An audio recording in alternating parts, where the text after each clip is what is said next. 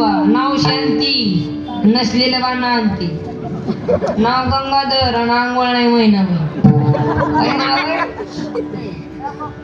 नाव ज्ञानेश्वर. कसा कच वाटलाय तो पेला शिव सापडत नाही घर.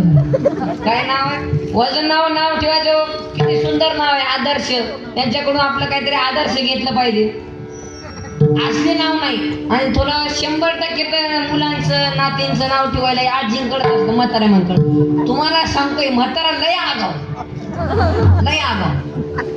एक म्हातारी कंडक्टरला मुठ काजू बदाम द्यायची. कंडक्टरला मुठ भरून. 1 महिने झाले, 2 महिने झाले, 3 महिने झाले, असलं फुगलं कंडक्टर खपक्याच्या खपक्या. 80 किलो वजन झालं त्याचं.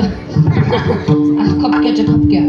आणि 3 महिन्यानंतर त्या आजीला विचारलं, आजी माय काय माझं प्रेम बसले तुमच्यावर, मी काय नातवासारखा दिसतो का बाबासारखा दिसतो? म्हणले काय? अरे ते म्हणले काय नातवासारखा, काय पोरासारखा, माझं वय झाले नव, माझ्या तोंडात एक काही जात नाही, बदाम काजू चगळून फेकून देणं बरं वाटत नाही म्हणून चगळलेलं तुला दे.